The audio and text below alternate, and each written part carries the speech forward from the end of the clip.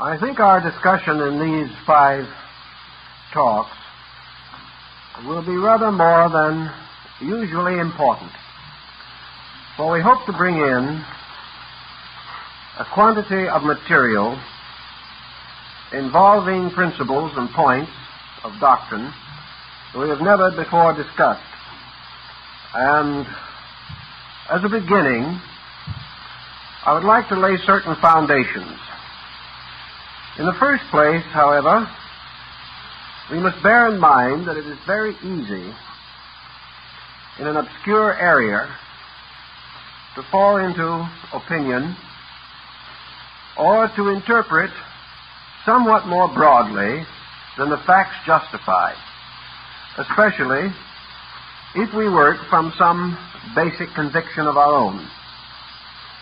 Therefore, I'm not going to dogmatize any of these points, merely to bring out, where possible, the historical facts and certain almost inevitable conclusions.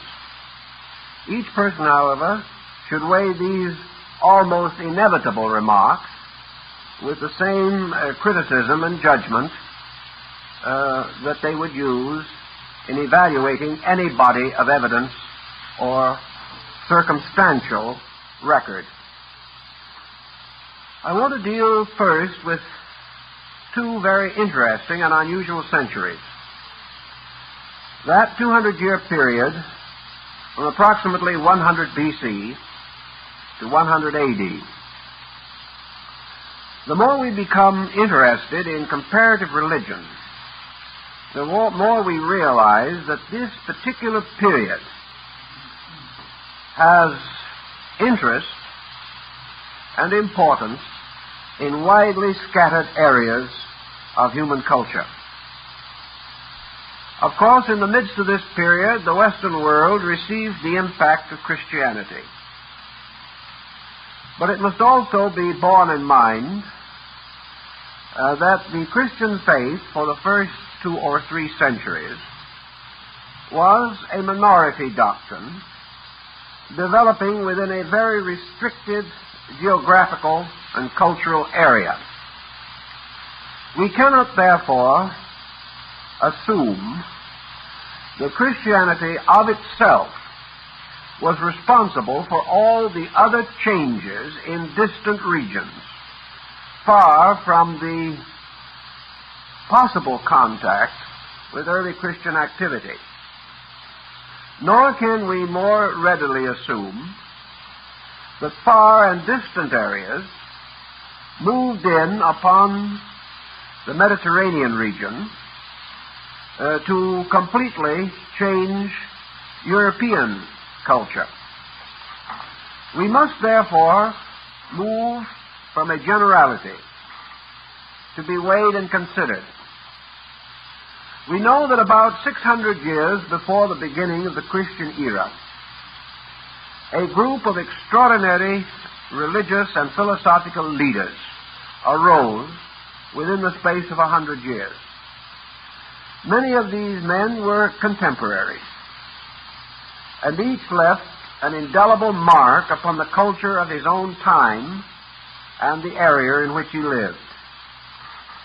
China received Confucius and Lao Tzu, who were contemporaries, although Lao Tzu was the elder man. During the very lifetime of these men, India received Buddha, another of the great teachers of the world. We have the suspicion that there was a marked renaissance of Persian culture about this time, perhaps under the last of the Zoroasters, who it is said Pythagoras of Samos was personally acquainted with. In Greece it was Pythagoras who established the foundations of the great age of philosophy, which may well be termed the golden age of Greek learning. Here were a variety of impulses bestowed almost simultaneously in different parts of the world. From this period, there moves a cycle of approximately 600 years. Let us say between 500 and 600.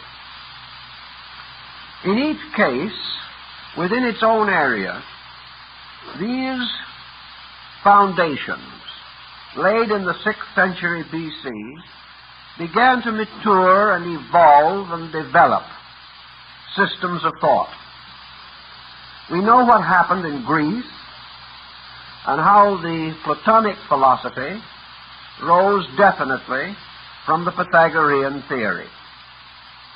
We also realize that Pythagoreanism and Platonism became the dominant Mediterranean philosophies and attained this distinction between the 4th century B.C. and the 1st century B.C. We also realize that in China, the peculiar nature of Confucianism caused it to remain a very steady and comparatively unchanging structure. Confucianism was almost totally an ethical conviction, and it could scarcely be changed or outlawed any more than we could actually change the Golden Rule. Its very structure did not permit it to become much involved in any religious or abstract formula. But Taoism, the teaching of Lao Tzu, at about the beginning of the Christian era, moved from a philosophical to a theological foundation. And we find a tremendous expansion of Chinese metaphysics, coinciding closely with, say, the 1st century A.D. At about the same time, we find a tremendous internal change in the structure of Buddhism. We find, as the result of the discovery of the mysterious secret books of Buddha in the Iron Tower by the Buddhist patriarch Nagarjuna, that Buddhism moved from a lofty philosophic agnosticism into a very involved, profound, and emotionally mature metaphysics with the advent of the Pure Land doctrine, or the Northern School, Mahayana Buddhism. As soon as Mahayana arose, the entire course of Buddhist history changed. And while there are still groups clinging strongly to the old way, most of the progress in Buddhism has been the result of the Mahayana groups operating in China, Korea, and Japan. They have represented the spearhead of the modernism of religion in Asia. About the same period, there were marked changes in Hinduism. The rise of mystical and transcendental schools for the interpretation of the ancient Vedic and Puranic writings. This change was also an enlargement into mysticism, a tremendous growth of metaphysical speculation, and the development of systems of meditation and various types of mystical experience doctrines, which were to play an important part in Asiatic culture. Even while Christianity was in its infancy, its direction was abruptly changed at almost the same time by the ministry of St. Paul. The Christianity of the four Gospels has gradually been absorbed into the Christology of the epistles. And St. Paul stands forth as the person who transformed the moral code of Jesus into a highly transcendental, universal doctrine of regeneration and redemption. Similar changes were occurring in Persian metaphysics, and we find the roots appearing also in Greek speculation. For about the beginning of the Christian era, the simple philosophic clarity of Plato's thinking became involved in the highly mystical speculations of the Neoplatonists and the Neo-Pythagoreans, seated in that melting pot of commerce and culture, the ancient North African city of Alexandria. Also in this same time, cross groups began to emerge, mingling Greek thought with thinking of Christianity, and producing such peculiar groups as the Gnostics and the followers of Manes, the Manichaean group. In all of these instances, one simple point stands out: the gradual transformation of older doctrines into highly mystical revelations. Revelations that had one essential purpose behind them, and that was to change the concept of the transcendence of deity to the concept of the immanence of deity. This is a very important philosophical point. The mysterious God of old, or the godlings of ancient times, living in their remote Olympian or Samurian heights, were a race of beings apart, inhabitants of heaven. But in this gradual change that took place, deity was transformed into an eternal power, everywhere present, always invisible, beyond definition, yet immediately available through certain transcendent achievements of human consciousness. We know that this change marked not only the shift in the psychological integration of the Mediterranean region, but that it swept across the world. There are even vestiges of this change occurring in the Western Hemisphere, among the primitive peoples, perhaps not so primitive peoples, of Central America.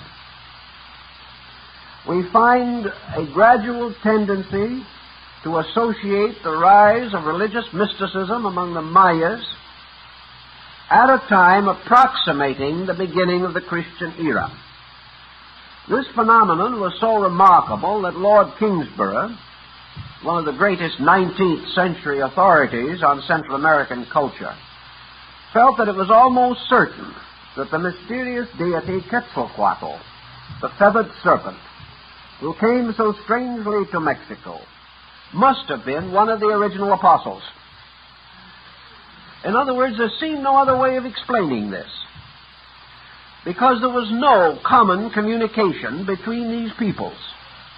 Yet at almost one time, they all came to an almost identical conclusion, changed their entire religious course, and transformed the structure of religion from its archaic form to the type of religious understanding which we share and enjoy today.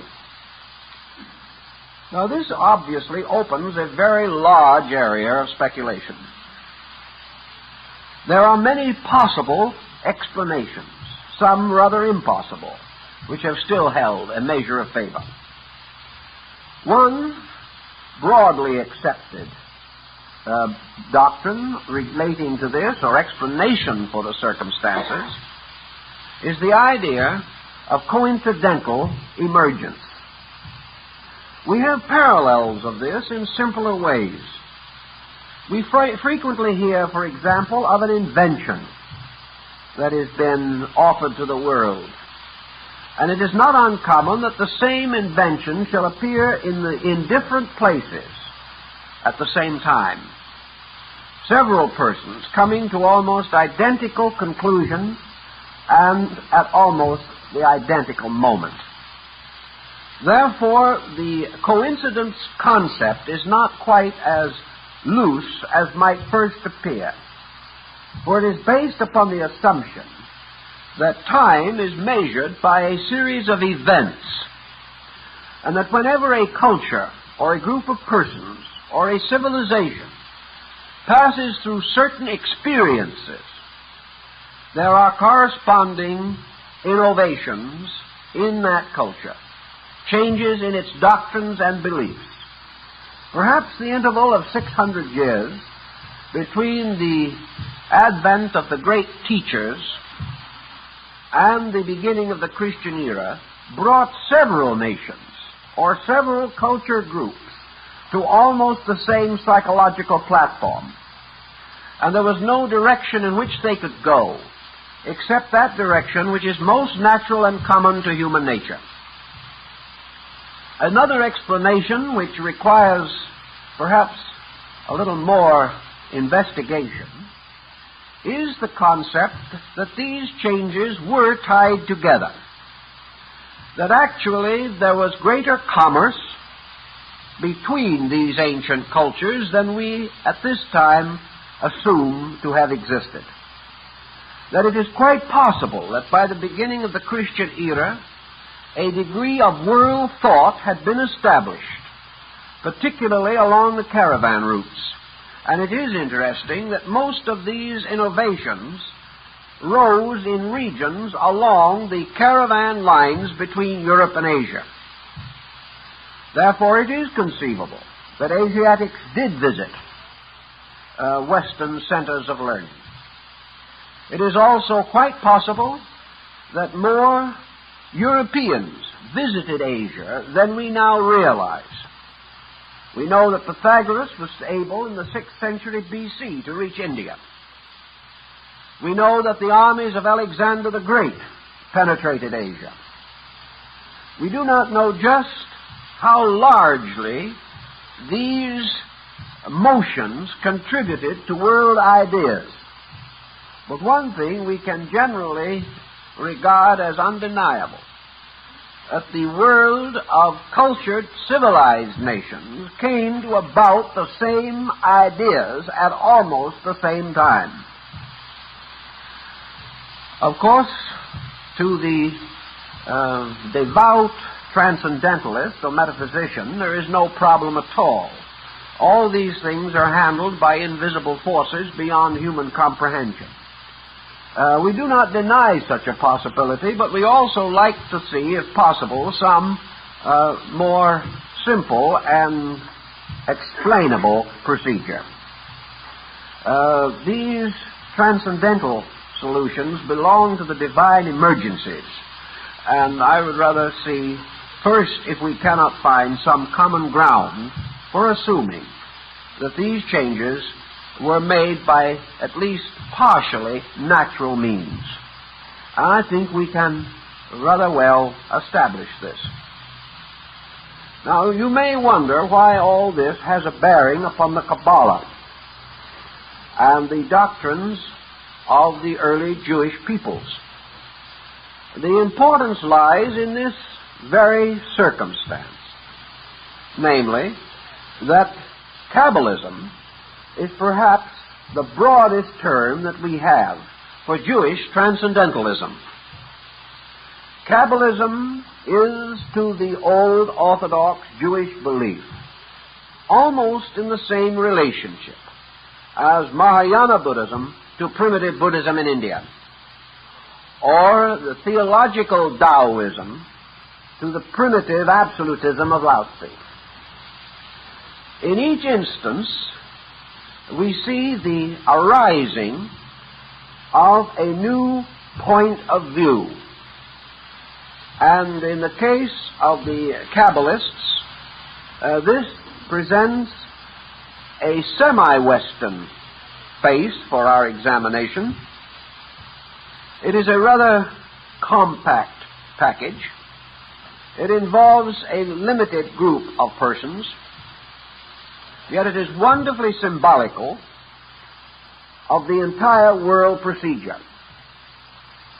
Not only are we concerned with these extraordinary coincidences and the timing, but we are also somewhat concerned with the internal symbolism of the various revelations that arose in a half a dozen areas of world culture at the same time.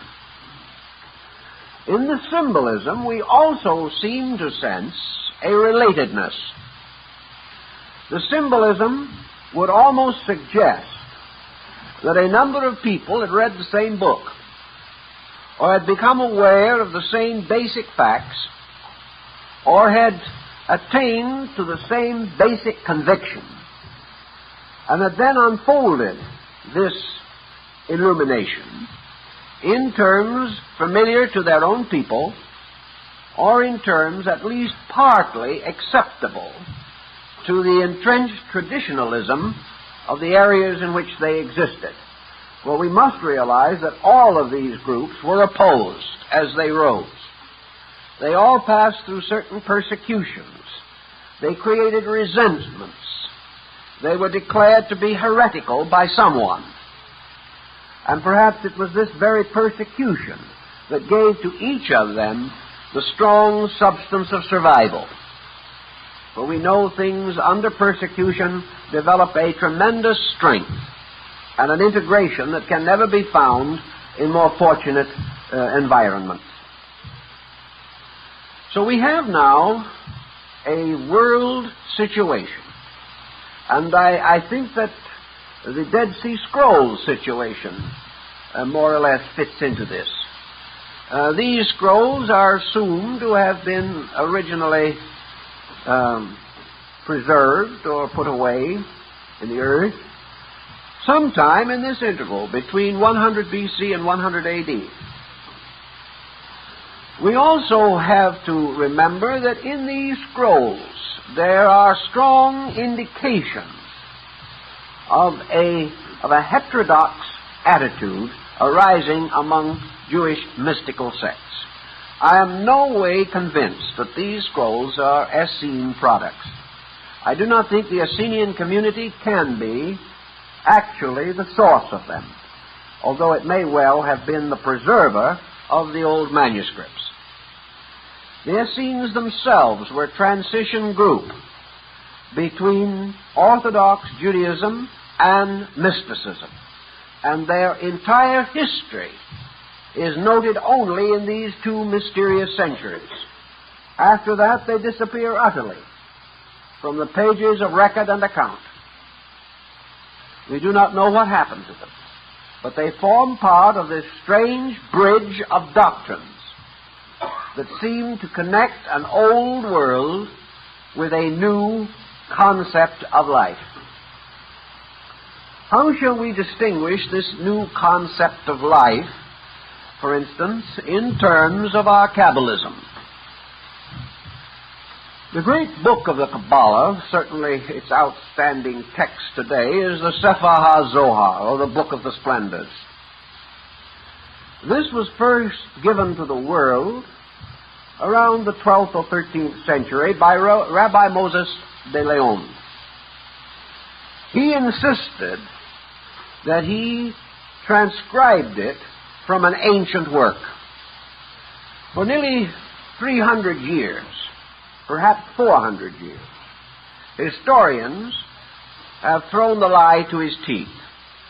They have said that Rabbi Moses wrote the work himself, that it had no roots in antiquity, and probably little, if any, roots in tradition.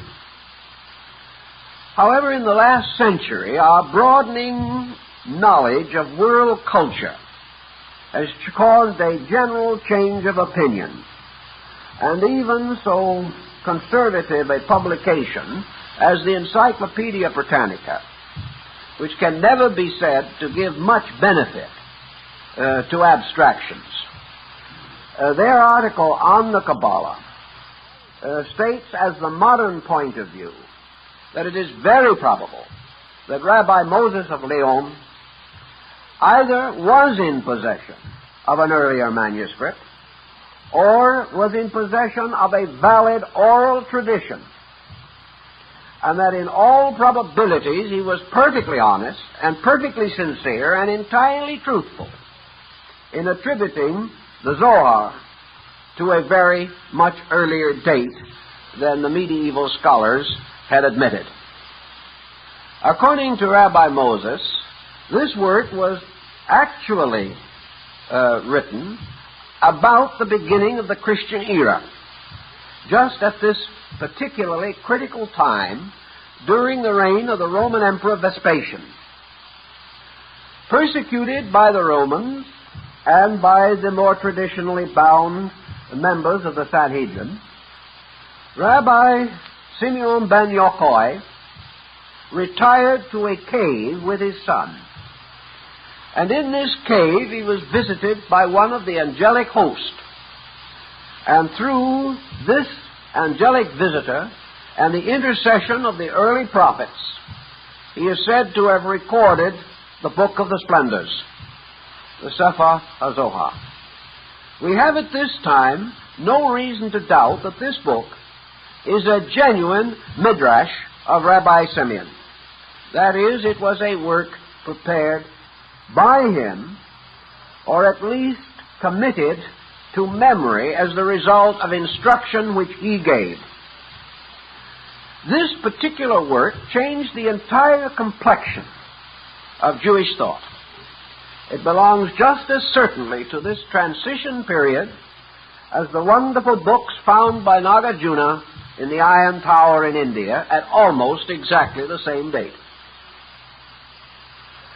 All this adds to the concept that prevails in the writings of Rabbi Simeon and in a parallel group of material prepared by Rabbi Akiba. A little later, Philo-Judaeus, the most articulate philosophical spokesman of the Greco-Jewish school, expanded this concept of Jewish mysticism far more than had been previously possible, and mingled its courses very closely with Neoplatonism. This was a very interesting time, a time of strange beliefs. Each people, in its own way, has explained the reason why that particular period should have produced these curious consequences. But there must have been some broader underlying generality which binds these together and makes them into one united idea.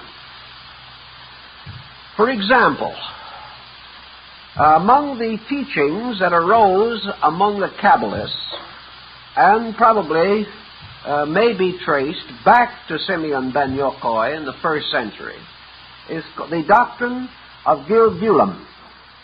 This particular doctrine is not commonly found in the West during the period of the so-called rise of Kabbalism.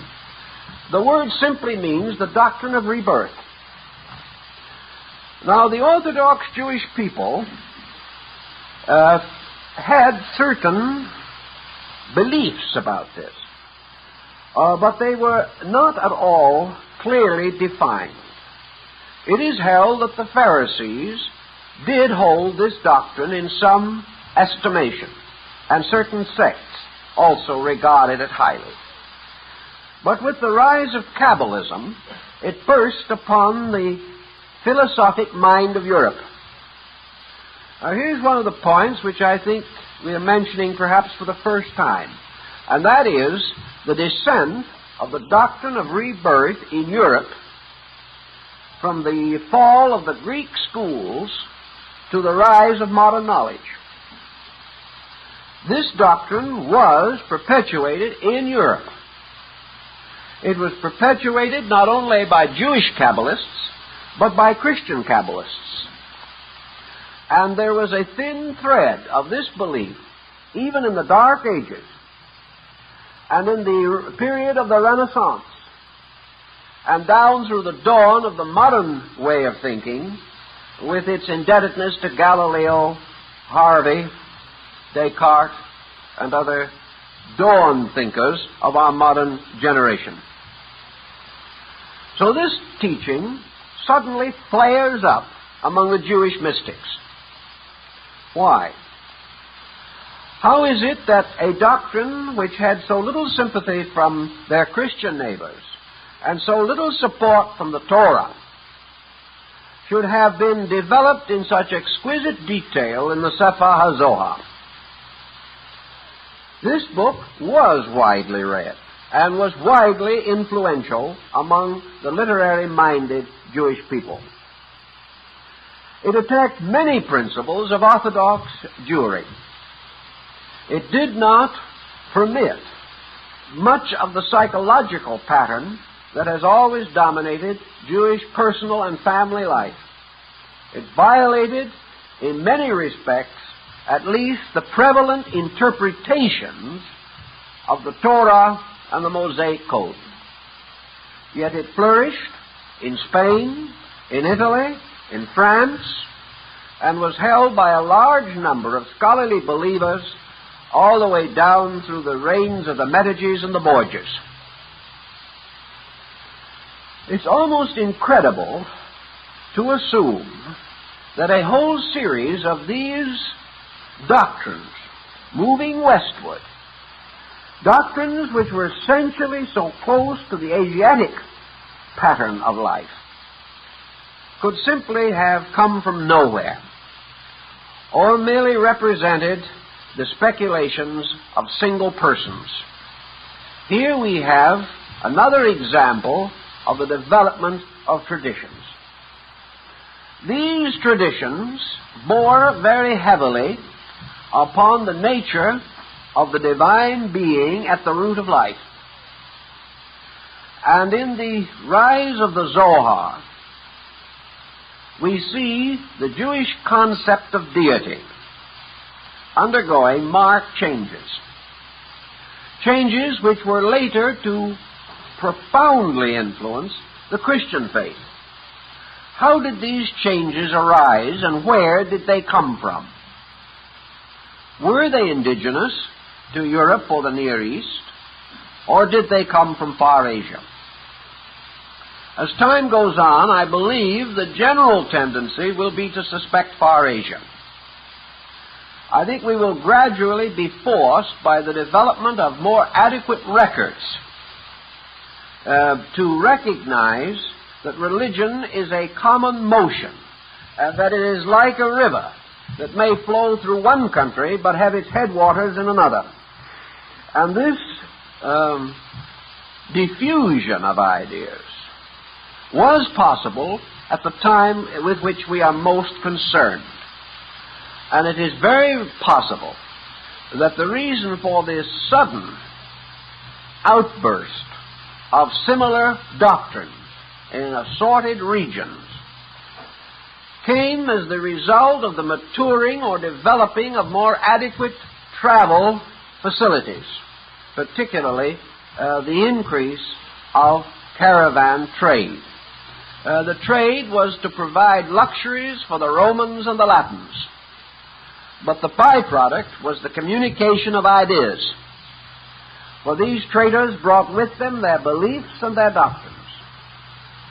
We know that this trading process, a few centuries later, was to be the principal foundation for the rise of Islam.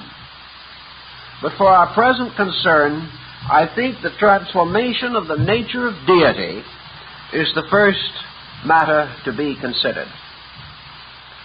Our primitive ancestors gradually passed from the worship of nature to the worship of spirits, from the recognition of visible forces to the acceptance of invisible causes beyond these forces. These causes themselves passed through innumerable reformations on the part of man. As his experience increased, it became essential to revise his theology, to keep his theology abreast of his intellectual achievements and his physical experiences. Gradually, the concept of deity as represented in the Mosaic Code took form, not in one area, but in many areas. And deity emerged as a being, a transcendent person. As the system was patriarchal, the deity assumed the aspect of the great father power. It was usually personified or impersonated as a most venerable person, a great superhuman being. A being, however, fashioned in the likeness of a man. A being like the mysterious and noble figure casting from his hands the sun and moon, as represented on the ceiling of the Sistine Chapel in Rome. This being was the great patriarch, and was compounded out of the elders, the heroes of long ago, the fathers of tribes, the venerated sages and scholars, the great priests and saints of long ago. All of these contributed their parts to the creation of the God image.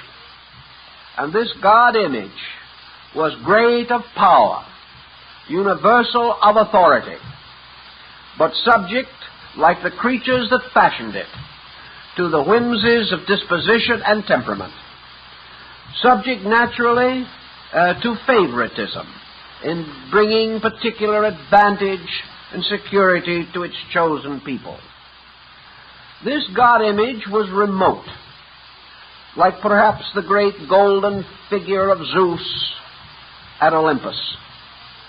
It was power, but it was a power inscrutable, a power with which man could have very little intimate understanding association.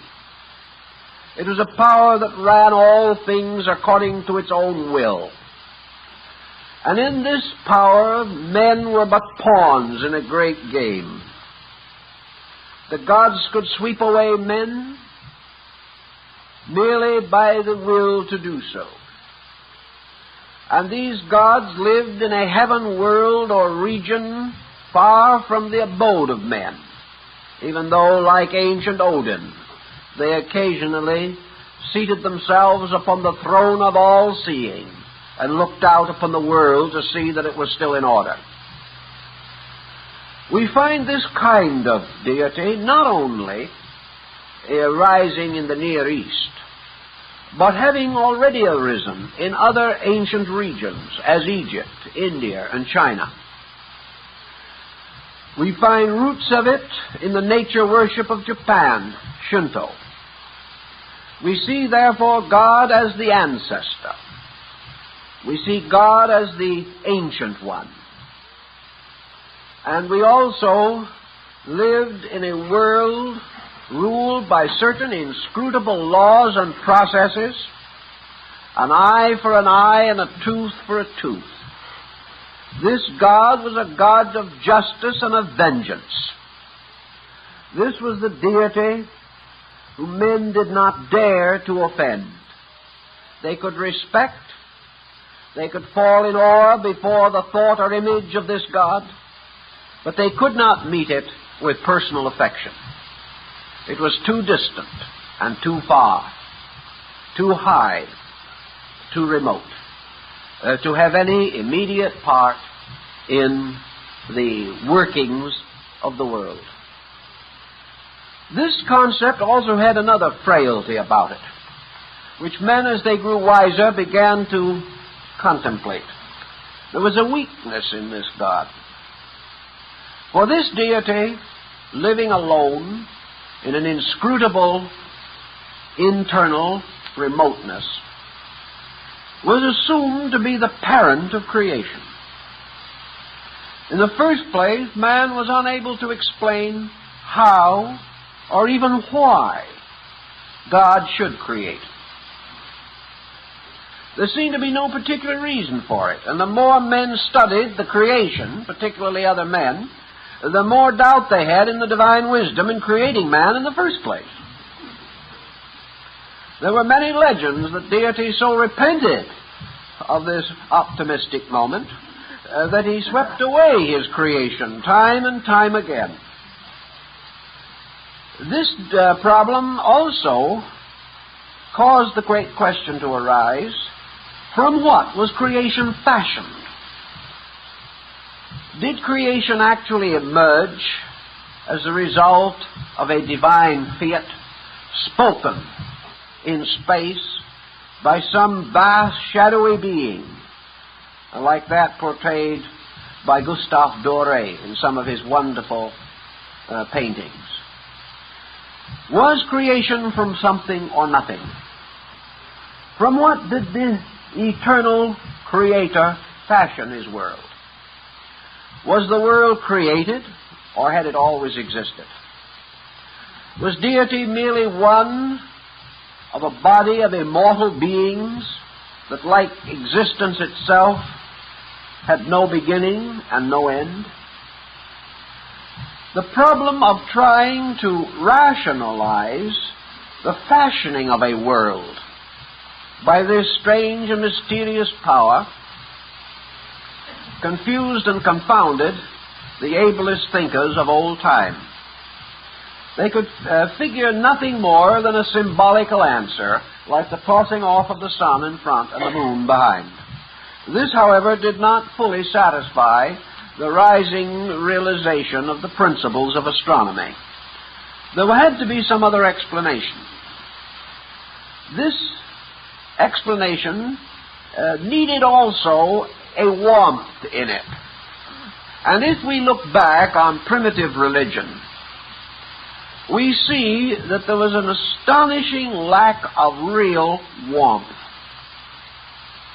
Men worshipped, but some way this worship was like the respect of a small child to an over-stern parent. It was a respect of fear. This deity was wonderful and awful. It was a being which no one dared to offend. It was a father, however, in name only, for no one brought their troubles to this father. They brought offerings, they propitiated, they prayed, but they never felt a kinship with infinite life. This was long regarded as one of the basic weaknesses of Greek religion. Of all the religions of that period, probably the Greek was the most pleasant. It was the happiest. It was a worship of nature, and the rituals were well arranged, so there were festivities for every season. But even so, this did not represent a real sense of intimate experience. It was not until the rise of the Orphics that the human being in Greece had any real spiritual significance. He died and became a shadow. He had neither punishment nor reward in the world to come. He came forth as a flower and was cut down. And that was the story of him. It was only after philosophy began to ripen these concepts and the human heart began to sense an internal need that it turned away from the strange theological materialism of antiquity. This does not mean that the ancients had no God, but they had no personal God experience. They only worshipped before the temple. They never seemed to go in to find that which was hidden in the adytum. They did not walk with God. Perhaps the old story that before the fall of man, God walked in the garden in the cool of the evening, carried some remembrance of other and better ways. But in the great rise of theology, God did not walk with men. He ruled them. He governed them. He punished them and rewarded them according to his own will and fancy. Now, it is quite possible that at a certain degree of cultural insight, many nations simultaneously outgrew this concept. We know that most of the countries where these changes took place were comparatively advanced in their sciences, their literature, their art, their poetry, their drama, and in their morality and ethics. Regardless of this particular point, however, we know they all did come to this immediate sensing of a great and wonderful need. To meet this need, a new type of thinking had to be devised. For there was a very deep problem here, one that the modern world probably will never fully comprehend, or with which we may again be confronted one of these days when we make a sudden shift from materialism to idealism. If we produce a culture which remains materialistic for several centuries, and then this culture, out of emergency within itself, seeks to reestablish its own spiritual foundations, we may know something of what these peoples went through 2,000 years ago, because it required a tremendous shift of perspective. One of the important phases of this shift was the relationship between the individual and his own personal responsibilities. In the ancient world, the gods bestowed or withheld. Their ways were not only inscrutable, but as far as man was concerned, unreasonable. There seemed to be no particular way of explaining why the unjust seemed to flourish and the just to suffer. There seemed to be no reasonable explanation for the disasters and tragedies of human existence. Therefore, it seemed reasonable to assume that a deity, perhaps with insight beyond our own, was the administrator of all this wonderful complexity. But about the beginning of the Christian era, there came into existence the tremendous sense of personal responsibility for destiny. It shines out at us through all of these different systems. Man's fate moves slowly into man's own keeping. This was not a sudden move, but it was a rapid one. And in this concept, it was necessary to revise previous attitudes. So we see a marked change in a number of beliefs. One of these marked changes included the rise of at least an archetypal form of the messianic dispensation. All of these peoples suddenly became aware of a power of intercession in space. This is particularly obvious in the Jewish instance, for among these people, the power of intercession had been comparatively slightly developed as a doctrine. But among the Kabbalists, it arises in a very powerful way. We find also in India the strict teachings of Buddha are enlarged. Buddha passed through two processes after his death. By one of these processes, he was deified. And by the other process, he was, we will say, absolved into a structure of bodhisattvas, of celestial beings and attendants who ministered to the spiritual needs of mankind. A Savior concept emerged. Now, at almost exactly the time of the rise of the mystical dispensation in Christendom, the Buddhist concept evolved their belief in a deity whom they called Amitabha, the Buddha of boundless light. This Amitabha power was seated like a remote deity in the effulgency of space. But Amitabha was not a god in fact or substance. Amitabha was a human being deified by merit. After Amitabha had preserved his vow, or kept his great vow, which he made before attaining to the estate of an Arhat. He became the ruler of the Golden Land, the land of peace, the New Jerusalem of Christianity, the city four square, represented often in this actual way in China, Tibet, and Japan. Amitabha then caused to emerge from his own nature the Bodhisattva Avalokitesvara, his beloved son. This Bodhisattva became his representative, his intercessor. And it is in the keeping of this Bodhisattva that Amitabha entrusted his world. And it was the duty and responsibility of Avalokitesvara to bring all souls to salvation through the grace of his own nature.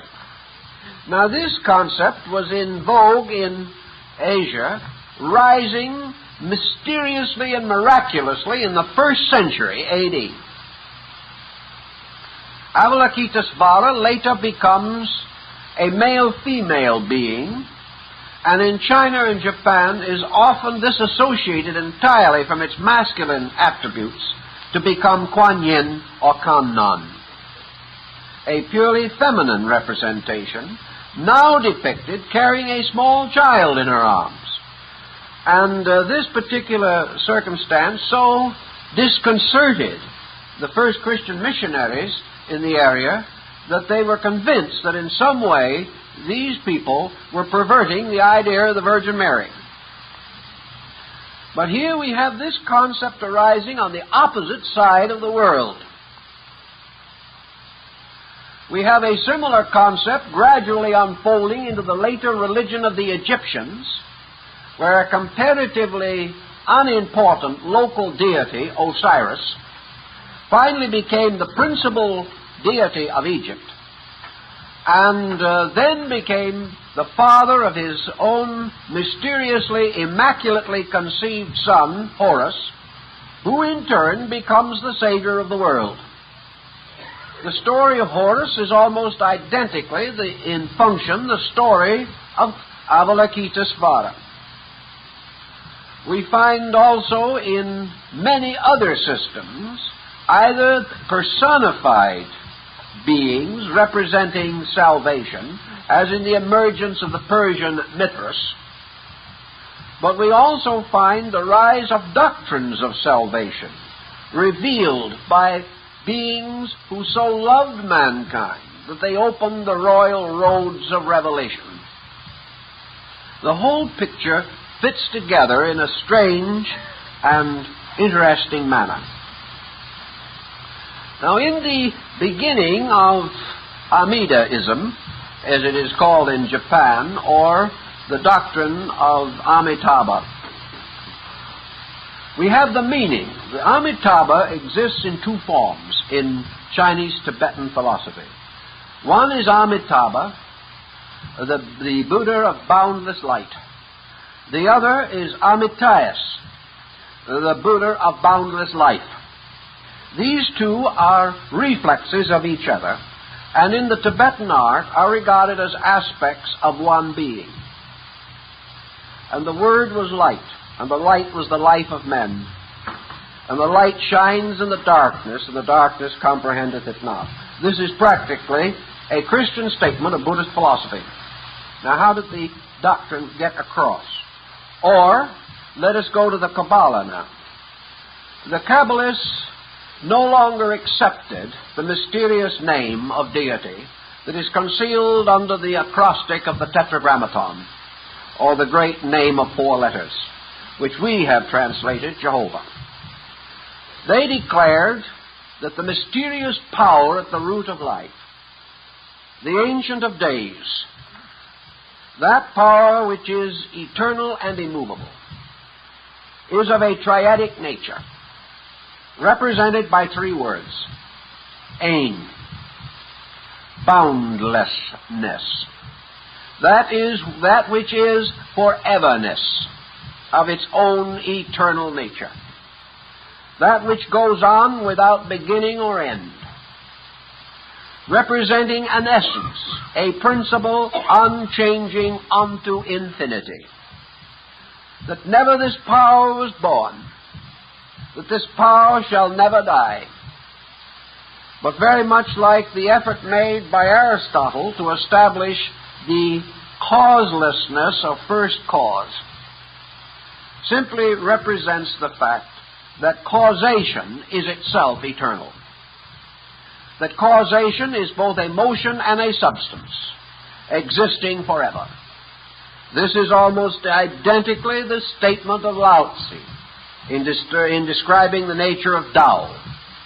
And this was the same doctrine which at the beginning of the first century took over in China, at about the same period that we find it rising in North Africa, the Near East, and Southern Europe. Out of the nature of Ein comes Ein Sof. And Ein Sof is the boundless life. And out of the boundless life comes Ein Sof Er in the ancient Kabbalah. And that is the boundless light. So being, life, and light constitute the basic triad of the Kabbalah. Being, life, and light constitute the basic triad of Mahayana Buddhism. There is no essential difference. There is only such difference as would be inevitably the result of translation from one language to another. So Buddhism no longer remained a doctrine of the world of illusion and the total reality of a nirvana beyond. It now became a world filled with being, life, and light. And this triad became gradually further exemplified out of the nature of Amitabha by the rise of this triad consisting of Amitabha, Avalokitesvara, and Daisechi. The being. This being consists of essence, of a super-substantiality, a changelessness. And this being exists in the innermost and the furthermost. It is diffused beyond dimension. It is called azoic, in that it has no place nor placelessness. This being then suddenly steps out of the heavens as a person and steps into the atom. And that is where the Chinese put it. That is where the Hindu put it. And that is where Buddha himself said it was, because he actually referred to the atom by name in one of his discourses. Thus we have now a power as an absolute diffused ens, or quality. A power from which nothing can be either more distant or more proximate. That actually, therefore, deity is the substance from which all substances arise. Deity is substance and substantiality. Deity is not only the creator, but in his own nature and substance the very material of creation. Therefore, God truly creates all things within his own likeness. And within this likeness, all things live and move and have their being. You can see quickly how this would shift the perspective from transcendence to immanence. For instead of deity being here or there, which was, of course, one of the great problems of Omar Khayyam, deity is always everywhere. The Hindus gradually developed the concept in relation to Brahma, who ceased to be a 3- or 4-headed deity seated on a lotus, and became the symbol of the all-pervading presence of universal substance. Now, when we refer to substance, in this case, we do not mean matter. By substance, we mean that which is substantial, or has a reality in itself. That which is not substantial is that to which a reality must be conferred. Therefore, that which is in itself innately the cause, the substance, the sustenance, and the power of itself may be said to be substantial. This substantiality carried with it into infinite diffusion its own essential properties.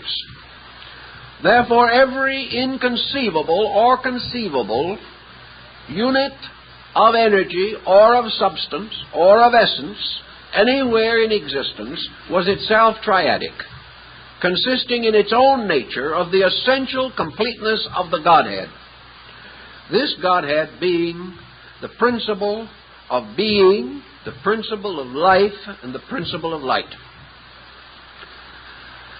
The ancients, and especially the Kabbalists, of course, would never leave even such words as life and light without going into the gematria and the notoricon of them. They had to go into the mystery, for to them everything was a mystery. Every example of life was mysterious in this sense, as they themselves expressed it, that mystery is the vestment of eternity. Therefore, to discover reality, we must always penetrate mystery. If we penetrate mystery, we become wise. If mystery penetrates us, we become stupid. It is a very simple principle, but a very interesting one. Therefore, we are continually seeking to penetrate mystery. And in this mystery, we are seeking substance, essence, nature, being. To this triune nature, therefore, it became appropriate to bestow the term the Ancient of Days. It became a symbol of absolute antiquity, as a solution to a problem. For to man, the problem of cause was more significant and more difficult than the problem of continuance. It would be simple to conceive of deity as ever present under this system, but it would be more difficult to use this concept to explain first cause. Therefore, in their interpretation, the Kabbalists began to explore the meanings of life, light, and being in order to answer these essential root questions. We have already more or less summarized their idea of ein, or being, the absolute profundity, the eternity of things. Not an eternity of time alone, but an eternity of condition and an eternity of limitlessness. So that this eternity had within it at all times the roots and rudiments of an emergence or a coming forth. Thus the Pythagoreans gradually developed the concept of being as seminal or full of seed, like the mysterious statue of Serapis in Alexandria, the body of which was covered with growing plants. Life to these people meant the emergence of active creative processes. Things become alive when they move, when they bear fruit, when they continue. The first manifestation of life is involved with continuance. Therefore, absolute life is absolute continuance, which again relates to essence or total immortality. Life, therefore, is manifested as a continuing unfoldment of the divine nature within itself, from itself, and by means of its own power. Light to these ancient peoples carried more than the illumination of the sun or the separation between day and night. Light to them was the light of internal comprehension. Therefore, into this mystery of creatures, was introduced the element of comprehension, so that these creatures could know, could be aware, could ultimately become conscious. And the end of light was that it should reveal the nature of the creating power. For the final purpose of light was that it should reveal truth. And truth in this system is nothing more than the total statement of the reality of being. Consequently, they had a very interesting and dynamic interpretation of what had once been an almost unassailed vastness of speculation. No man had dared to think of Zeus as other than an ancient bearded tyrant. But now came this new concept, the concept of the God of the Kabbalah, as appropriately represented as paternal, because of the absolute paternity of being. But this paternity now manifested through an absolute involvement in creation. In this way, it was possible to bridge the mysterious interval between God and man. It brought God and man together somewhere. And it also brought creation and creator into the power of creating, which was their common meeting place. This concept made way for mysticism as we know it. It made way for the possibility of the God experience in man. For if God dwelt in man as an essence, embodying or containing life and light, then this essential being could be, under some condition, knowable by man.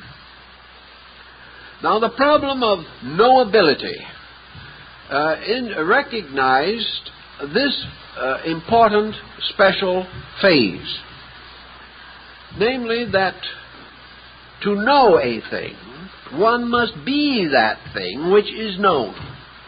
And man's power to know God resides in the beingness of God in man. Man is therefore truly an expression, interpretation, revelation, not of himself, but of deity. And all things are merely deity unfolding its own eternity. We find traces of Neoplatonism here. We find traces of Buddhism, of Hinduism. We find a whole variety of ancient beliefs moving in and forming a unit within this rising Kabbalistic concept of existence. The next point, naturally, was the effort to establish a practical working definition of deity. The Kabbalists evaded this, as nearly all other mystics have, on the ground of incomprehensibility. Actually, the only power which can be aware of itself is deity. All other powers have to be essentially aware of something that is not self. Therefore, man's inability to find his own source apart from God. The individual, trying to be himself, achieves nothing, because this self cannot be known apart from God, due to the fact that this true self is God. This was a Buddhist point also, that the individual, seeking to posit his own nature at the root of life, simply desecrates the divine nature. The individual who feels that he rises from his own causes has missed the essential principle of mysticism, namely that all things have but one cause in common, and that cause is the divine nature in themselves. We see this in Vedanta, we see it in Yoga, we see it rising in the disciplines of Tantra. All these schools gradually converge upon these essential principles.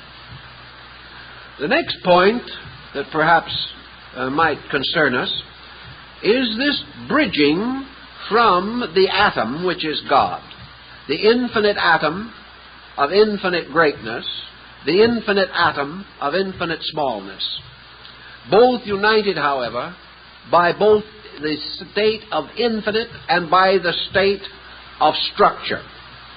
Both are strangely atomic in their institution, in their formation. To bridge this, how is it to be crossed? The Buddhists, the Taoists, the Kabbalists all come to the same conclusion, and St. Paul speaks loudly the same thought in connection with the experience of Christ. Namely, that there is only one way in which deity can be experienced, and that is through the individual gradually retiring into the innermost sanctuary of his own life, and there gradually ceasing to be himself.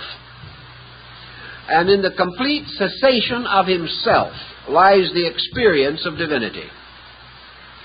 Therefore, this experience is impossible to the egotist or the egocentric individual. This was one of the strong points of Buddhism, and is one of the essential doctrines of the Kabbalah. That the only way the individual can come finally along the 49 paths that lead to the mysterious ancient is a series of renunciations, a dropping away of humanity, and a corresponding enlargement of the experience of divinity. It is a reversal of the evolutionary procedure as we know it. It is a return to a primordial and eternal condition. Now, both East and West have their explanations for the significance of this journey. Some may say that as long as man has emerged from the divine nature, that man might as well continue to emerge and might go on and on and on to infinite individuality. Most systems have denied this, however, because this eternal continuance of self assails one of the absolute prerogatives of deity, namely that deity and deity alone is immortal. Therefore, any human being striving for immortality can attain this end legitimately only by re-identification with deity itself. A separate immortality was inconceivable both to the Kabbalists and the Buddhists. And to a measure, it was also inconceivable to the Christian of this period. It has still remained a very great question in theology. But most mystics have always assumed that the ultimate state of man has to be re-identification with deity, inasmuch as there is no other conceivable end. As all bodies must go down to the common earth, so all spirits must return to the common Father. There is no other end. This common Father, this eternal, unconditioned essence, as represented in both East and Western metaphysics, should have led and could have led to one of the most practical of all results, namely the recognition of the identity of all religious belief. But for some reason it didn't quite get there. The reason it didn't get there, according to both systems, rests in the concept of egoism. The concept that the individual has an enduring existence of himself and is able to confer this separate survival upon his own institutions, which he has never yet quite been able to demonstrate. It is to the individualist, therefore, that the concept of a desirable individual destiny holds the greatest attraction. But to those who have studied the most abstract forms of religious idealism are in common accord that the noblest religious concept that we have today must be, as Paul says, quoting from the Roman poet concerning the nature of God, we are his children. That it is like the parable of the prodigal son returning to his father's house, that in the end all things return to the earth or to God. Therefore, in a sense, deity becomes a symbol of earth, and earth of deity. For as earth swallows up the dead, so deity absorbs the living. There cannot be anything left suspended between these opposites and going nowhere. In the Jewish mysticism, the development of the great concept resulted also in a secondary God form. This secondary God form was called macroprosophos, or the long face. The macroprosophos represented the revelation of deity in the creation process. And there emerged out of the mystery of infinite being the gigantic figure, like the giant of the vision of Nebuchadnezzar, a mysterious and colossal figure with one foot upon the oceans and the other upon the land, around whose body the stars and planets moved, and whose face was always in profile, because deity was represented always with one eye. This mysterious macroprosophos, or the long face, was the clothed God, no longer clothed as an old gentleman, even with the most ecclesiastical habiliments, but clothed in creation.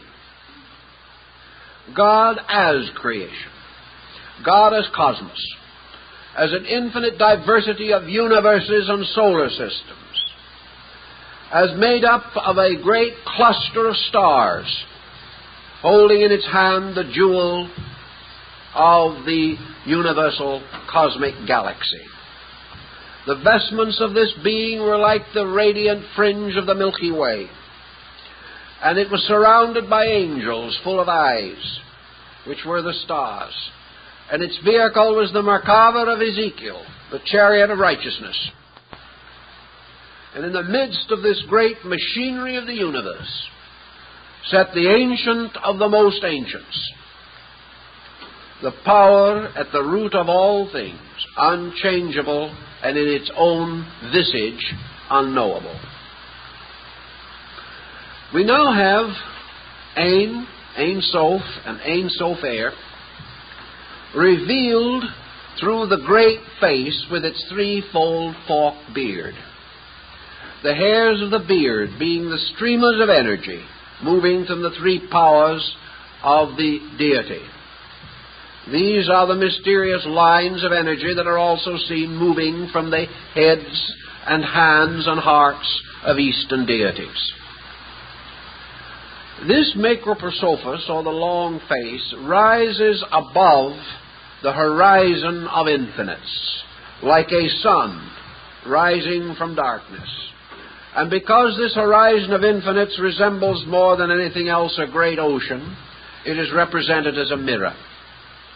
And as the face rises above, the reflection of the face inverted appears in the ocean beneath.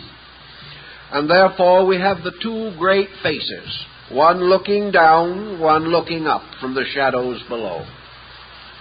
These two faces therefore represent the aspects of creation. Creation being a divine power moving, and a great natural area moved. And the spirits of Elohim moved upon the face of the waters. And the firmaments were divided, and the heaven which was above the earth was divided from the heaven which was beneath the earth. And the universe was therefore divided between the aspects of the two great faces, the one the reality and the other the illusion. For the inverted face was illusion, and the inverted face had no substance because it was reflected from the great rising visage coming over the horizon of eternity. Here are your two essential worlds of Buddhism: the world of being and the world of not being, the world of truth and the world of error, the world of divine mind and the world of mortal mind. We have the truth and the dream, with the dream merely being truth inverted. And the inverted truth becomes evil. And the inverted truth becomes the spirit of negation. And daemon as deus inversus. God, or the devil is God upside down. This was one of the oldest of the rabbinical beliefs of the Kabbalists, that in the material world of things, everything is apparently reversed. That which is truly the highest shall appear to be the lowest, and that which appears to be the lowest shall be the highest. And that which was apparently in the beginning shall be the end. And that which was in the end, or is in the end, shall have been that which was in the beginning. Every one of these patterns strangely inverted. Inversion to the Kabbalist impelled the concept of the perversion of power. Therefore, to these people, mortal knowledge was truth upside down. To them, the wisdom of the wise was as the ignorance of God. All mortal knowledge has to be truth seen wrongly. And all divine knowledge is truth seen rightly. Thus, we have in both of these systems the concept of false value, as recognized again in the words of Christ, where he tells that those who save their lives shall lose them, and those who lose their lives in the service of truth shall gain immortal life. Everything is the reverse of the appearances of things. So Macroprosophus, the great face, has real meaning and tremendous interest to modern science. And I am told, I do not know that this is true, but it's been reported to me that Einstein was a student of the Kabbalah, and that he was profoundly impressed by the abstractions of this ancient knowledge, sensing in it, perhaps, the keys to grand values as yet comparatively unrecognized in the fields of specialized learning. The Macroprosophus, or the great face, therefore, represents to a measure the space we are seeking to conquer. It represents all of the great outside spaces. For if we put all eternity together, it forms the features of a divine face gazing down upon us, or gazing at us from the infinite and the remote. Now, the ancient Kabbalists devised another term, Microprosophus, or the small face. Now, the little face has its relationship to man in the same measure that the great face has to the universe. The little face rises in the sunrise of the soul in the human heart. As it rises, it casts also its reflection upon the illusionary parts of man's nature, so that man, watching the sunrise of truth within his own nature, at the same time experiences the birth of error, again the inversion of the fact. And in this inversion comes also the perversion of purposes and principles. Buddha said, of course, that the primary perversion was the attempt to achieve externally in this world a degree of security that can only be attained internally. That man, therefore, seeking to perfect his outer world, was a slave of illusion, for that the primary purpose was the perfection of the inner world. Was it the intention of deity that man should perfect his outer life, then his outer life would by its own nature be stable, which is not the case. And the individual, having given 60 or 70 or 80 years to the advancement of his physical estate, finds that nature steps in and takes him away. Therefore, it becomes uncertain that the perfection of this state is his primary project.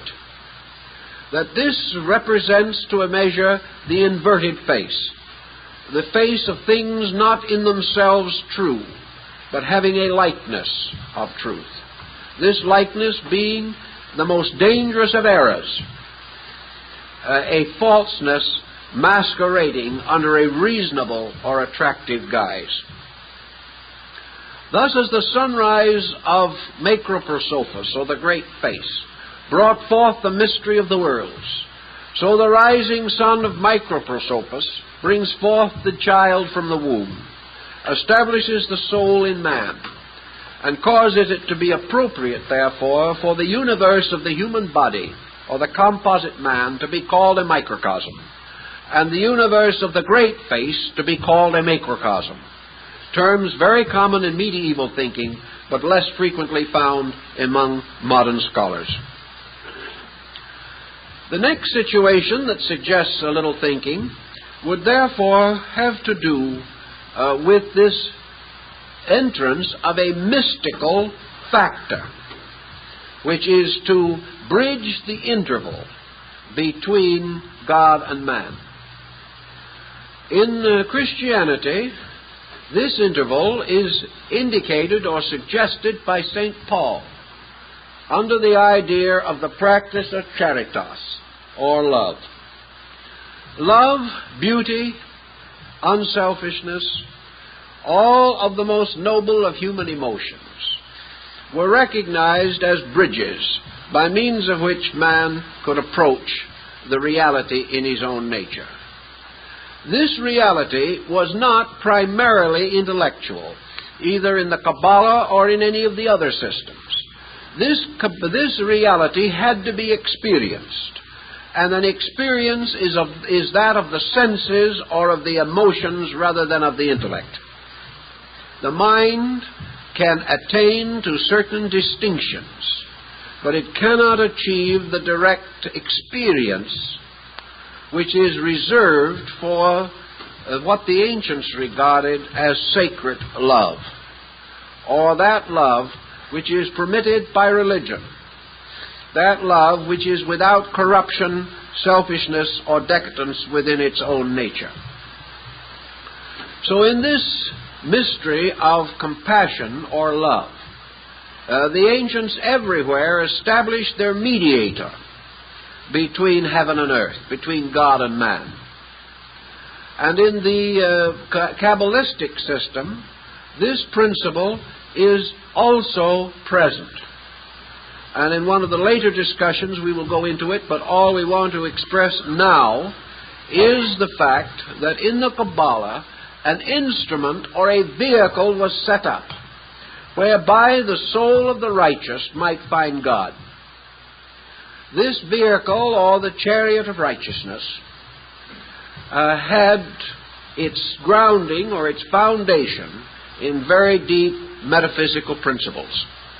In the Buddhistic system, this embodiment of love, of course, is found in the figure of Kuan Yin or Kannon, Avalokitesvara, the deity of compassion, signifying the regeneration of all passions and the fulfillment of the vow of selflessness. Other faiths also have this embodiment. Sometimes this principle is embodied as a person, sometimes it is presented as a vehicle or a kind of means of travel, like the Chinese ship of the doctrine, but in every instance it is made possible because of a great unselfishness, that there is some one being so perfected above other beings that it may intercede for the common good of human natures. This is, of course, also conveyed in the Maitreya concept and in the Horus concept in Egypt. It is certainly the very soul of St. Paul's interpretation of the Christ ministry, and it is found in a slightly altered form, but equally valuable in the Kabbalistic story.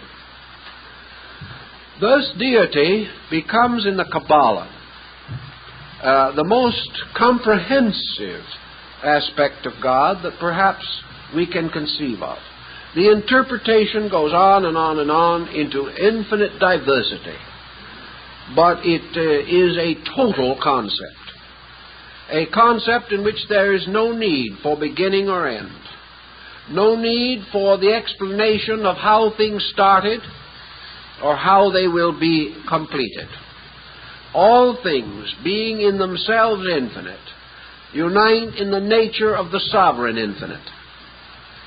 And this sovereign infinite consists of the 49 paths of the Sefer Yetzirah, which it is said Moses, the beloved of God, walked the 49 paths, which were the mysterious numbers of the 7 times 7. And at the end of the 49 paths, Moses went to sleep on the mountain of Moab, and the angel of the Lord took him into the heavenly region. The Kabbalah said that there are 50 paths. Moses achieved 49 of these paths, but was not privileged to enter the Promised Land, the Promised Land being the equivalent of the Buddhist nirvana. In order that the 50th path may be achieved, there must come another who shall follow after Moses, but shall be preferred before him. And this other one, the Messiah, will be permitted to pass the 50th gate, and in so doing will open the way of salvation to all men. This is one of the elements of the Kabbalah. Now you can see how this does break through and make ground for the messianic idea, or the mysterious one who is to come. Now in Orthodox Jewry, the waiting for the Messiah continues. In the Kabbalah, I believe that the concept of this Messiah principle is innate in the entire nature of deity. In other words, the Messiah is not a separate being from God. The Messiah is the love of God added to the previous attributes, so that deity becomes being, life, light, and love. And this mysterious power of love is the mysterious hidden fourth head of Brahma, the power that is not to be seen in the beginning of things, but ripens out of the fullness of the mystery. For this love, again, is like the Merkava of righteousness. It is the power of the soul. And this power of the soul, though latent in deity, is that part of the divine mystery which must be completed by the creature and not by the Creator.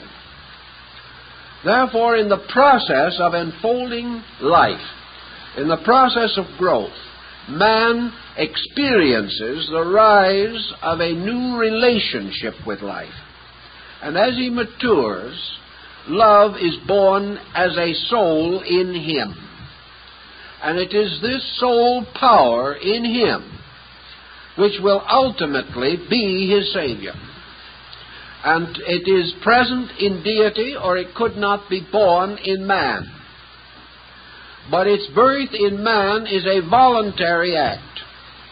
And the cultivation of this power is where determinism comes into what would otherwise appear to be a locked cycle of God's will.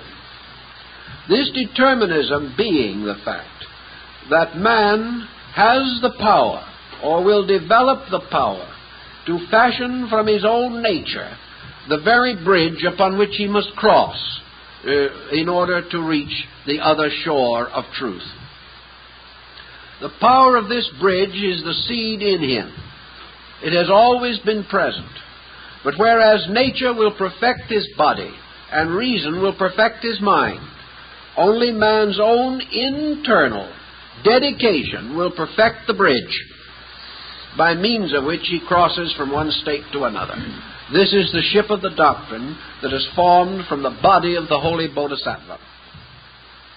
This is also the nave of the church, for the ancients regarded the ecclesia, or the church, as the ship of this salvation. And they therefore regarded it as the symbol of concord, a design set up by God to carry all souls to their ultimate reunion with deity. In this, then, the soul of man becomes something that is called the immortal mortal. It becomes like the hero gods of the ancient times. For this soul is something that has a birth in time, but a continuance in eternity. This is the only thing which is born but does not die. There is a belief, of course, that in a mysterious way it does die, but the soul power of it does endure and does continue.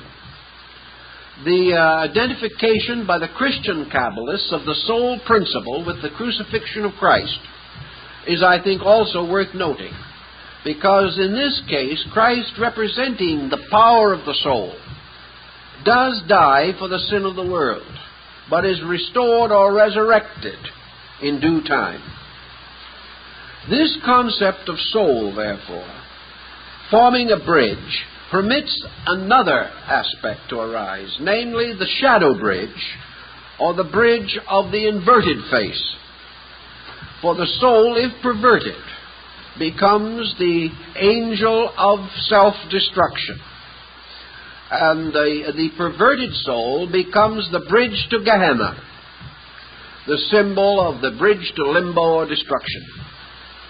Thus, upon our affections or our loves, according to the ancient peoples, we build the power to conceive the nature of God. And that which does not love cannot know God. And that which does not love its fellow man which it hath seen, how can it love its Father in heaven whom it hath not seen? So to the ancients, regenerated affection, represented by the vow of Amitabha, the unselfish dedication of the human being to the service of others because of a great love for God and man, this becomes the bridge of salvation. The Kabbalah is very explicit on this point. It tells us very definitely of this machinery, and that therefore man is building the bridge of immortality by the unfoldment of his own natural dedications, that he cannot think himself to the other shore. He can only experience himself there by self-forgetfulness. By the dedication of life to the service of life, he moves triumphantly upon this mystery.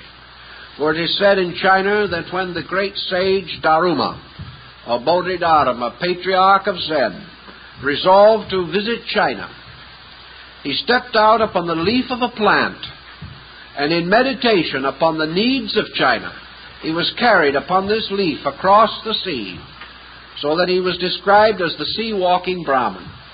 And when he came out of his meditation, he found himself in China, having crossed the waters without a ship. And this was because in his meditation he had asked that his life could be devoted to the unselfish purpose of making possible the improvement of the spiritual understanding of the Chinese and the instruction of these people in the mysteries of the true doctrine. As a reward for that, he was carried untroubled across the ocean. This is the same concept. In the idea of love, man crossed the ocean interval that divides this shore from the other shore, the mysterious river we all must cross in the old Christian hymn. So in the Kabbalah, this growing, unfolding soul power of man becomes the mysterious Merkava of righteousness. It is therefore the dedicated conduct of the person that forms within itself the immortal mortal. And it is this immortal mortal that guides the traveler through the mysterious underworld of the mysteries of Greece and Rome to the final presence of the Hierophant, the Lord of the mysteries. It is the same concept again as the figure standing in the midst of the candlesticks of Revelation. And the entire symbolism of Revelation has to do with this mysterious journey from worldliness to godliness across the mysterious ocean of doubts. It is another wandering in the mystery lands of Dante's Inferno, the journey from ignorance to truth, carried or led by Virgil, and in this case, Virgil representing the human soul, for Virgil was the poet, not the philosopher. He was the mystic, not the intellectual. And the muse of great poetry, the mysterious winged horse Pegasus, was the one that carried the souls of the illustrious into the wonderful worlds beyond in the old legendary and lore. And the poet, the way of the poet, was represented as the way of the Heart Doctrine. So the Heart Doctrine is found in all of these philosophies and principles.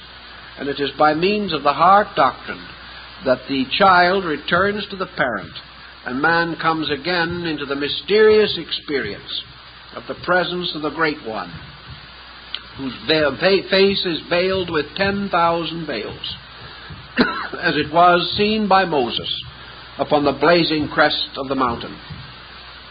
All of these principles were involved in Kabbalistic speculation, and I think they have considerable meaning to us right now, and we hope you'll think so too as we go on with this next week. Thank you very much.